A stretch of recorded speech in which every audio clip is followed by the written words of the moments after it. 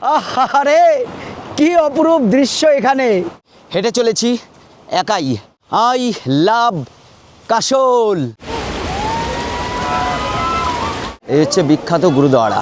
এ জল 100 ডিগ্রি গরম, চাল দিয়ে এই চাল ফোটাচ্ছে, এটাই খেতে পারবে এরা সবাই। ইয়া, এটাই হচ্ছে কাশোল বাজার। এত সুন্দর জায়গায় কাশোলে আমরা আছি। সুন্দরী এই সামনের সুন্দরকে উপভোগ করছেন। শুধু মানুষের ভিড়টা একবার দেখুন মেল রোডে। 9 রাত 10 দিনের প্যাকেজে আমি ঘুরছি সিমলা, কুলু, মানালি, কাশোল ও মণিকরণ। এর আগের দুটো ভিডিওতে দেখিয়েছি কলকাতা থেকে সিমলা এবং সিমলা ঘুরে কাশোলে। আর আজকের ভিডিওতে কাশোল মণিকরণ ঘুরে রিভার র্যাফটিং করে মানালি পৌঁছাবো।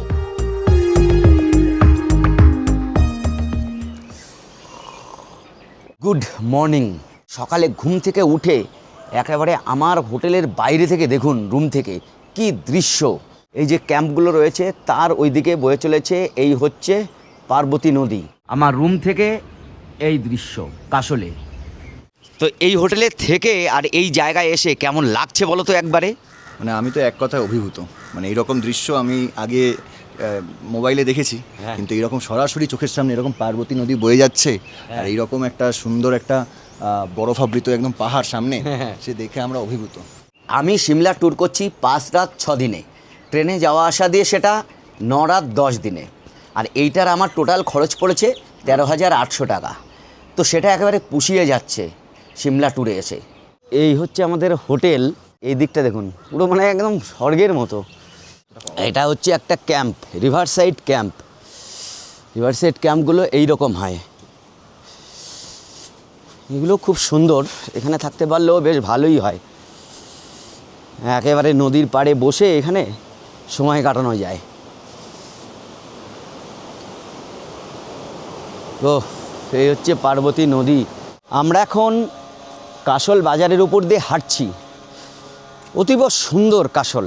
কাশোল এলে অন্তত একটা দিন এই কাশোলেই কাটিয়ে দিন, রিভার সাইড কোনো হোটেল বা ক্যাম্পে থেকে। কাশোলের এটা হচ্ছে নেচার পার্ক। এখানে 30 টাকা টিকিট লাগে। আমরা এখন প্রবেশ করলাম নেচার পার্ক এই কাশোলের। খুবই সুন্দর, সত্যিই অপরূপ। প্রকৃতি কাকে বলে এখানে না আসলে বোঝা যাবে বলুন। আর এইখানে একটা শুকনো গাছ, আচ্ছা এর উপরে আবার ওঠাও যাবে। আর এইখান থেকে এই দিকটা সিনটা অসাধারণ সিন। আর এখানে লেখা রয়েছে আই লাভ কাশোল। সত্যি কাশোলে এসে আমার একেবারে মন প্রাণ ভরে যাচ্ছে। এত সুন্দর পরিষ্কার পরিচ্ছন্ন একটা শহর, তারপর চারিদিকে প্রকৃতি দিয়ে একেবারে ঘেরা। উঁচু উঁচু পাইন গাছ, দূরে পর্বতের উপর জমে আছে বরফ, পাশে পার্বতী নদী, সব মিলেমিশে কাশোল একটা দিন অবশ্যই এই ট্যুরে রাখতে হবে। তবে এখানে আপনারা যদি জানুয়ারি ফেব্রুয়ারিতে আসেন তাহলে স্নোফলও পেতে পারেন। এই নদীতে একটু নামি।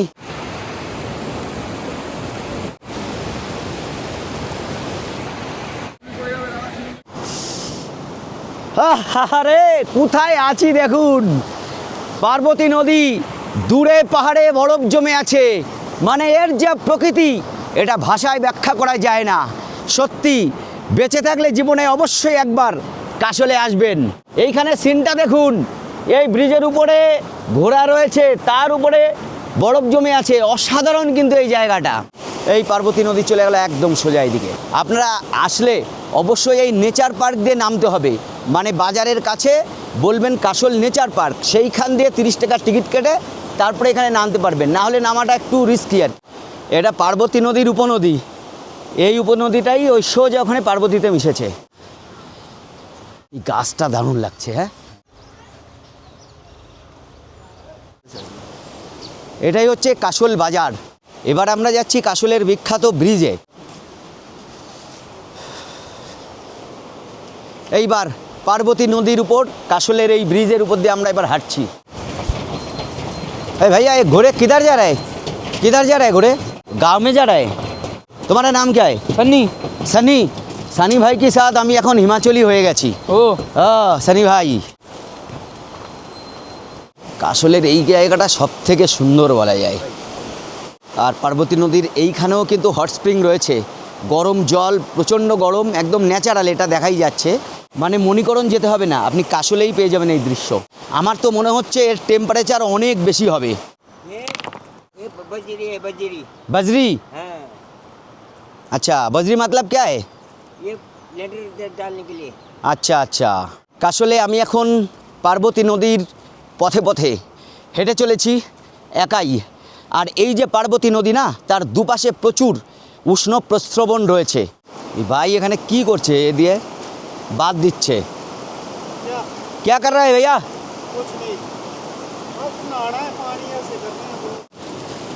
এই দেখুন, এইখানে রয়েছে গরম জলের এরকম কুণ্ড, ধোঁয়া উঠছে কি এখানে। এর টেম্পারেচার অন্তত 80 ডিগ্রি মিনিমাম হবে।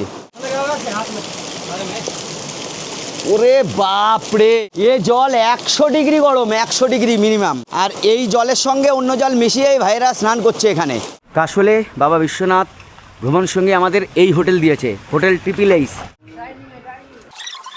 চলো, ডাইনিং কোথায়?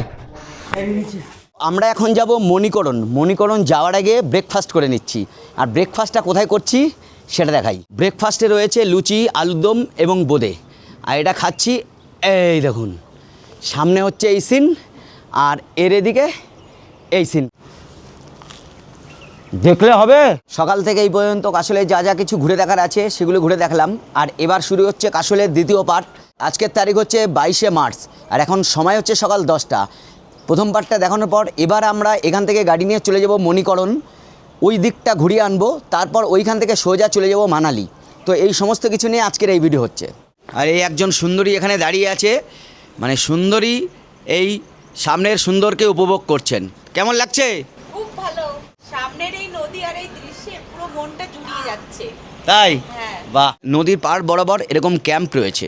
এই আমরা সবাই রেডি, এখন আবার যাব এখন মণিকরণে। মণিকরণে উষ্ণ প্রস্রবণ রয়েছে, গুরুদ্বারা রয়েছে, হোটেল ট্রিপল এইচ, তার সামনে আমাদের ট্রিপল টেম্পো ট্রাভেলার। বাবা বিশ্বনাথ ভ্রমণ সঙ্গী, এই হচ্ছে এনাদের লোগো। ওনাদের ডানকুনিতে বাড়ি। আমি তো ভালো ঘুরছি এবং যারা এখানে আছে সবাই বলছে বেশ ভালো ঘোরাচ্ছেন।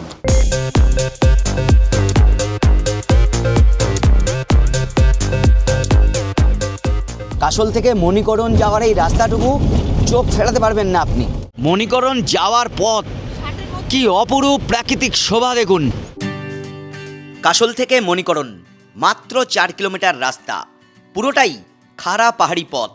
একদিকে পার্বতী নদী, দূরে বরফাবৃত পর্বত আর সবুজ পাইন অরণ্য ভেদ করে এগিয়ে চলা। এই রাস্তার একদিকে গহীন খাদ আর অন্যদিকে এইভাবে পাহাড় কেটে এই রোড তৈরি করা হয়েছে। এখানে দুটো গাড়ি যাওয়ার রাস্তা ঠিকমতো নেই।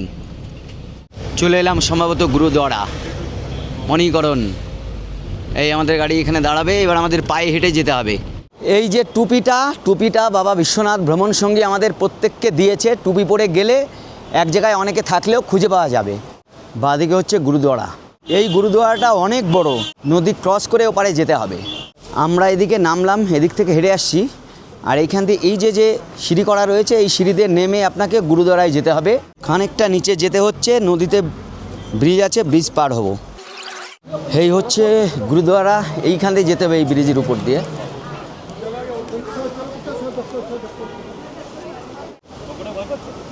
গুরুদ্বারা প্রবেশের আগে বলে দিই যে মণিকরণ এলে আপনাদের কি কি দেখার আছে। মণিকরণে মূলত 3টি পয়েন্ট রয়েছে। এই বড় সবথেকে বড় গুরুদ্বারা, যেখানে গুরু নানকজি এসেছিলেন। এছাড়া রয়েছে একটা মন্দির। মণিকরণ বিখ্যাত মূলত উষ্ণ প্রস্রবণের জন্য। আর এটা হচ্ছে পার্বতী নদী। প্রচুর মানুষ এখানে চলে আসেন মণিকরণে। দেখেন লোকাল টিকিট কেটে কি করে দীঘা যাওয়া যায়? হ্যাঁ, সবই আছে। এই হচ্ছে সেই বিরাট কর্মযজ্ঞ দেখুন, একেবারে ন্যাচারাল, পুরোটাই উষ্ণ প্রস্রবণ আর একদম পার্বতী নদী পাড়ে। এই আমার সঙ্গে দেখুন অনেকেই সব কলকাতার মানুষ। বাঙালি হচ্ছে ভ্রমণ প্রিয়, তারা ঘুরবে না তো বিশ্বে আর কারা ঘুরবে? দাদা রিল নিয়মিত দেখি, নিয়ে বিভিন্ন জায়গায় ঘুরতে যাই। কেমন লাগছে তাই বলুন? খুব ভালো লাগছে। চলুন ঘুরে দেখি সব। এই যে উষ্ণ প্রস্রবণ না, এগুলো কিভাবে তৈরি হয় জানেন? জল যদি এই শিলাস্তরের নিচে জল অনেক সময় চাপা পড়ে যায় এবং এত চাপে থাকে, সেই জলটা সবসময় বেরিয়ে আসার চেষ্টা করে। যখনই কোনো ফাঁকা জায়গা পায় জলটা উপরের দিকে বেরিয়ে আসে, আর নিচে চাপে থাকা জল সেই জন্য প্রচণ্ড গরম থাকে। মাটির নিচে যত যাবেন তাপমাত্রা বাড়বে, সেই জন্যই নিচ থেকে উঠে আসা জল এত গরম হয়। আর এটাই হচ্ছে প্রাকৃতিক উষ্ণ প্রস্রবণ।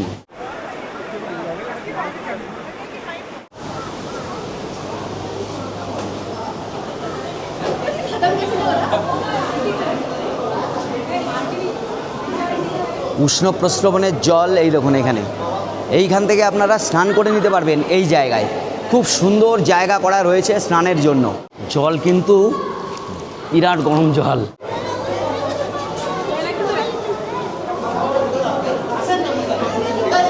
গুরুদ্বারা যাওয়ার প্রচুর ভিড়।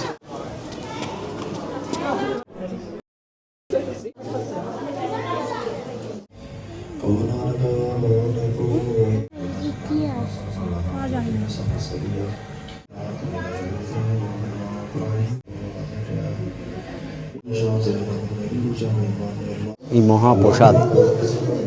এবার আমরা এখানে মন্দিরে ঢুকবো। এ হচ্ছে পার্বতী মন্দির।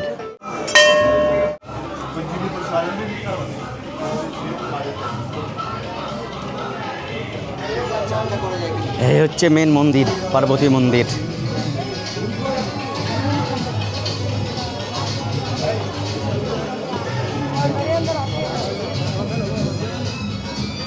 উপর থেকে কিভাবে জল ফুটে উপরে, মানে একদম টকবক করে ফুটছে জলটা দেখুন। 100 ডিগ্রির উপরে টেম্পারেচার হবে এর। এইরকম অনেকগুলো কুণ্ড রয়েছে। এই যে পুরোটাই কিন্তু প্রাকৃতিকভাবে একদম পিওর ন্যাচারাল।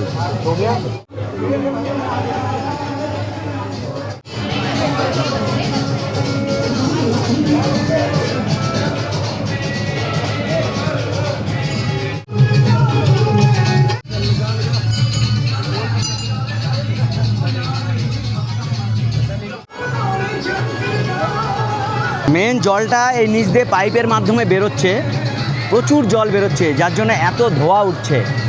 ওই ব্রিজ দিয়ে আমরা এসেছিলাম ওপার থেকে।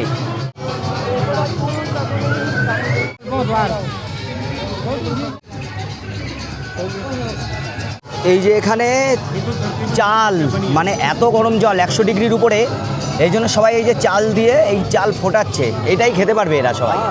5 মিনিটও লাগছে না। 5 মিনিটও লাগছে না। মানে এখানে দেখানো হচ্ছে যে কতটা গরম জলটা, 100 ডিগ্রির উপরে। ওখানে চাল পাওয়া যাচ্ছে কিনতে, ওটা দিলে আপনার ফুটে যাবে চাল, আপনি খেতে পারবেন। এদিকেও অনেকে এই যে চাল দিচ্ছেন, চাল দিয়ে ফোটাচ্ছেন। মেন মন্দিরে পুজো দিতে চাইলে এই যে এখানে সমস্ত রকম প্রসাদাদি রয়েছে এই দোকানে। এইখান থেকে এই প্রসাদ বা পুজো সামগ্রী নিয়ে আপনারা পুজো দিতে পারেন। পুরো অঞ্চলটাই খুবই জমজমাট। এখানে আসলেও আপনাদের ঘন্টা 2 তো লাগবেই, আর যদি ভিড় বেশি হয় তাহলে আরও বেশি সময় লাগতে পারে। এইটা হচ্ছে সেই বিরাট বড় লঙ্গরখানা যেখানে রান্নাবান্না হয় এই গুরুদ্বারার। এক একটা কড়াই দেখলে আপনার মাথা ঘুরবে। স্বর্ণ মন্দিরের মতো এখানেও অনেকটা বড়, দেখেছেন এক একটা কড়াই কত বড়। আর এইখানে এই বেগুন টেগুন সব কিছু এই যে এখানে রান্নাবান্না চলে দেখুন। এটা একটা বিরাট কর্মযজ্ঞ এখানে চলে। এই দেখুন এই যে এগুলো হচ্ছে লাউটা, এইগুলো সব রান্না হচ্ছে সব সময়। আর এইখানে এই বড় বড় সব কড়াই আদি রয়েছে, ডিব্বা টেব্বা সব গড়। এখানে সব সময় রান্নার কাজগুলো চলে। এই গাজর এনে রাখা হয়েছে, এখানে মটরশুঁটি আছে, এটা রয়েছে মূলো। আর এরকম হাজারো মানুষ সব সময় এখানে কাজ করে চলেছেন। সবথেকে বড় ব্যাপার হচ্ছে এই যে গুরুদ্বারা না, বিরাট বড় এই যে লঙ্গরখানা এবং রান্নাঘর, পুরোটাই কিন্তু এই উষ্ণ প্রস্রবণের জলে রান্না হয়, এটাই আমি শুনেছি। আর এই প্রসাদ গ্রহণ চলছে এখন। এই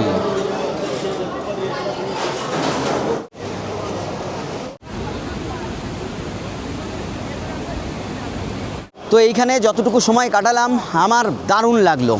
মানে মনে যেমন শান্তি, আসলে একদিকে প্রকৃতি, অন্যদিকে ধর্মীয় বিশ্বাস, দুটোর কম্বিনেশানে এই মণিকরণ অসাধারণ।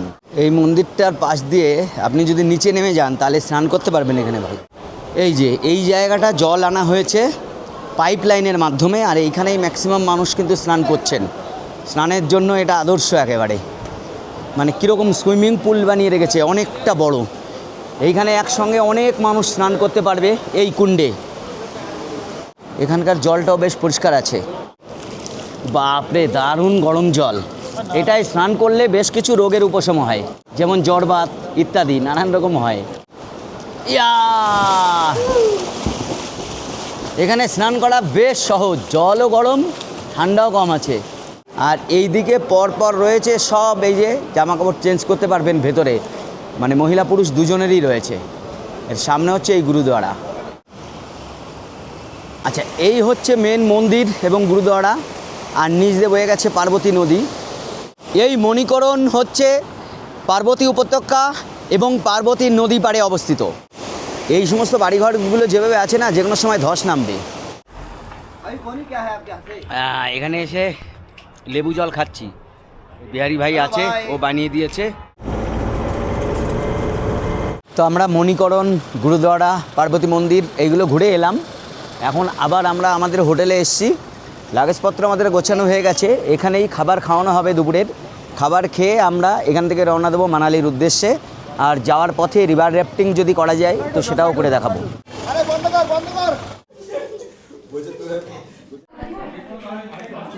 আমরা এখন খেতে বসে গেছি, এখন 1:20 বাজে।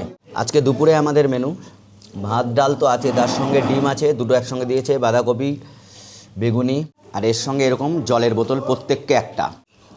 রান্না নিয়ে কোনো কথা হবে না। আর একদম শেষ পাতে চাটনি পাঁপড়, ওটা কমন থাকছে প্রত্যেকবারই। আমরা এখন যাত্রা শুরু করলাম কাশল থেকে, এবার যাচ্ছি কুলু হয়ে মানালি। ভুন্টুর থেকে আমরা ডান দিকের এই রোডে এসেছিলাম কাশলে, এখন আবার সেই মানালি হাইওয়েতে যাব, গিয়ে কুলু হয়ে মানালি যেতে হবে। সিমলা থেকে কাশল এসেছিলাম এই পথে, কিন্তু রাতে, তাই কিছুই দেখতে পাইনি। এখন দু চোখ ভরে দেখছি কি সুন্দর প্রকৃতি। রাস্তার একদিক জুড়ে রয়েছে আপেল এবং বেদানা গাছ, অন্যদিকে পার্বতী নদী। আমরা যাচ্ছি সোজা রিভার র্যাফটিং পয়েন্টে। এ হচ্ছে রিভার র্যাফটিং পয়েন্ট। এটা হচ্ছে 57 র্যাফটিং অ্যান্ড প্যারাগ্লাইডিং, এই যে এখান থেকে করা হয়। এটা 800, 900, 1000, 1500, যার কাছ থেকে যেমন পায় সেরকম নেয়। এইরকম গাড়ি রয়েছে, এই গাড়িতে করে আপনাকে সেই পয়েন্টে নিয়ে যাবে, তারপরে সেখান থেকে এই বিয়াস নদীতে এটা করা হবে। আমার তো যাওয়ার ইচ্ছা ছিল, কিন্তু লোকের অভাবে আর যেতে পারলাম না। রিভার র্যাফটিং না করতে পেরে রাগে বিড়বিড় করতে করতে বিপাশাকে বাঁদিকে রেখে সিমলা মানালি হাইওয়ে ধরে এগোচ্ছি মাতা বৈষ্ণোদেবী মন্দিরের দিকে। রিভার র্যাফটিং এখানেই ভালো হয়। এই হচ্ছে মন্দিরটা, এই মাতা বৈষ্ণোদেবীর মন্দির। এখানে 5টার আগে পর্যন্ত খোলা থাকে, বিকেল 5টার আগে পর্যন্ত। এখানে রিভার র্যাফটিং হচ্ছে।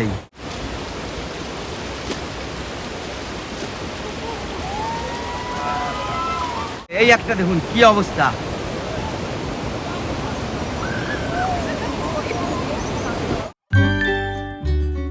রিভার র্যাফটিং সম্পর্কে কয়েকটি কথা।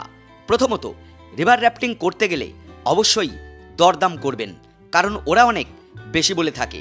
দ্বিতীয়ত, এখানে গেলে অবশ্যই এক্সট্রা পোশাক নেবেন, কারণ ভিজে আপনাকে যেতেই হবে। তৃতীয়ত, সাঁতার না জানলেও এটা করতে পারবেন। চতুর্থত, নদীতে যদি জলের স্রোত বেশি থাকে, আবার যদি সাঁতার না জেনে থাকেন, তাহলে পড়ে গেলে অসুবিধা হতে পারে।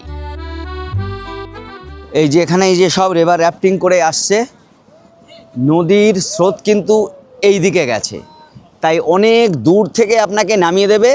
এইখান থেকে এরা গাড়িতে করে ওই দূরে নিয়ে যাবে, গিয়ে সেইখান থেকে আপনাকে নামিয়ে দেবে, তারপর এইখানে আপনি চলে আসতে পারবেন।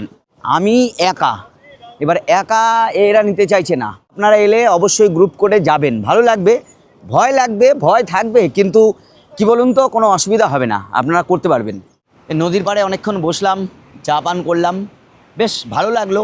এখন আবার আমরা মানালির দিক রওনা দিচ্ছি, হোটেলে যাব। ততক্ষণে বিকেল গড়িয়ে সন্ধ্যা নেমে আসছে, আর চোখের সামনে দেখা মিলল তুষারে ঢাকা পর্বত শৃঙ্গ। ধীরে ধীরে মানালি প্রবেশ করি, সময় তখন প্রায় 7টা। আমরা একেবারে ম্যালের পাশ দিয়ে যাচ্ছি।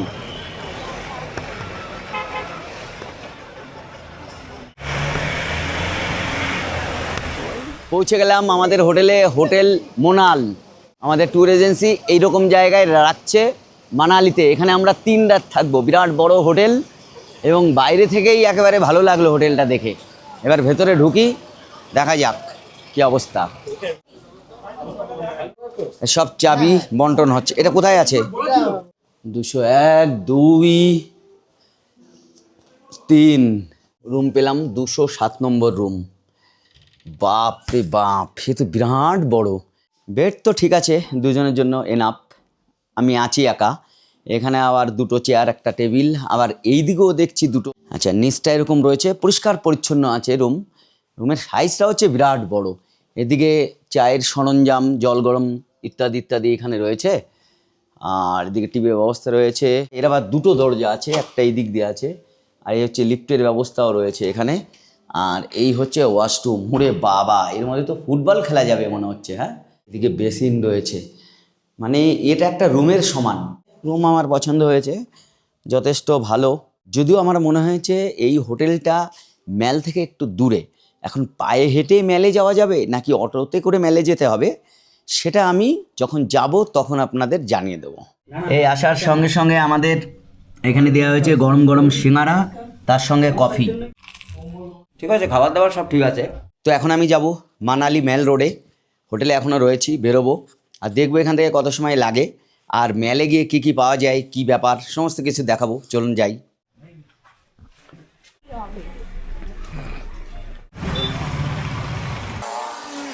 হেঁটে হেঁটে চলে এলাম, মিনিট 10 লেগেছে একদম হোটেল থেকে ম্যাল পর্যন্ত। আর এখানে এসেই দেখছি প্রচুর দোকানপাট। মানালি ম্যালে প্রবেশ করলাম। ম্যালের শুরুতে রয়েছে অটল বিহারী বাজপেয়ীজির একটা মূর্তি। দুপাশে প্রচুর দোকানপাট রয়েছে। এখানে বিভিন্ন রকম দোকানপাট রয়েছে, কেনাকাটার জন্য রয়েছে, খাবার দাবারের জন্য রয়েছে, স্পার জন্য রয়েছে, আরও নানান রকম অ্যাক্টিভিটিস রয়েছে এই ম্যাল রোডে। ম্যালের দুপাশে প্রচুর হোটেলও রয়েছে। মানালি মোমোস। এই ম্যাল কিন্তু অনেক দূর পর্যন্ত বিস্তৃত। আপনি হেঁটে হেঁটে ঘুরবেন এখানে ম্যালে 3-4 ঘন্টা আপনি রাখবেন কোনো একটা দিন। এদিকেও খানিকটা গিয়েছে ম্যাল রোড। আর এখানে মূলত এই খাবার দাবারই বেশি পাওয়া যাচ্ছে। আর এবার মানুষের ভিড়টা একবার দেখতে হবে, মানুষের ভিড়টা কেমন। এই মেন ম্যাল রোড থেকেও কিন্তু এরকম প্রচুর অলিগলি গিয়েছে গ্যাংটকের মতো। আর এই দিকটা পুরো সবই হচ্ছে মার্কেটিংয়ের জন্য। শুধু মানুষের ভিড়টা একবার দেখুন ম্যাল রোডে। এখানে রয়েছে একটা দুর্গা মন্দির, ভেতরে রয়েছে মাতাজির মন্দির। মাতাজিকে একবার দর্শন করবেন আপনারা। এখানে প্রসাদও দেওয়া হচ্ছে। সেল দেখুন, এগুলো 200-250 টাকা সব এইরকম দামের। এই যে ম্যাল রোড রয়েছে না, এর থেকে আপনি নিচে নেমে গেলেও এরকম প্রচুর দোকানপাট এর ভেতরটাও পেয়ে যাবেন। এই দেখুন, এইবার দেখুন খাবারের দোকান। এখানে কত ভ্যারাইটিস খাবার রয়েছে।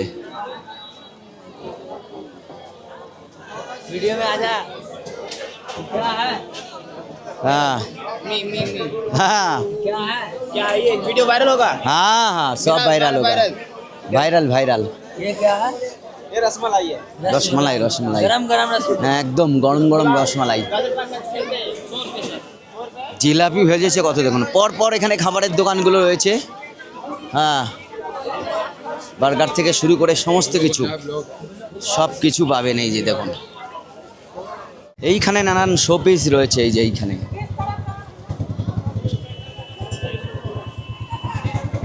এই দিক থেকে আমি সোজা হেঁটে এসেছিলাম, এবার এইখান থেকে ঘুরে গেলাম। এই যে এই দিকেও প্রচুর দোকানপাট দুদিক জুড়ে রয়েছে। ম্যাল ঘুরে এসে সোজা হোটেলে আসি, এসেই রাতের খাবার খেয়ে নিই। রাতে মাংস ছিল, চিকেন ছিল, ডাল বা অন্যান্য খাবার সবই ছিল। সব ঠিকঠাক ছিল, মোটামুটি খাবারটা ঠিকই ছিল। আজকে একটু ঝালঝাল হয়েছে। যাই হোক, খাবার দাবার শেষ হলো। আর এর সঙ্গে আজকের মতো এই ভিডিও আমার শেষ হলো। কালকে নতুন জার্নি হবে, দেখা যাক কোথায় যাই। কাল সকালেই সে বিষয়ে আলোচনা করব।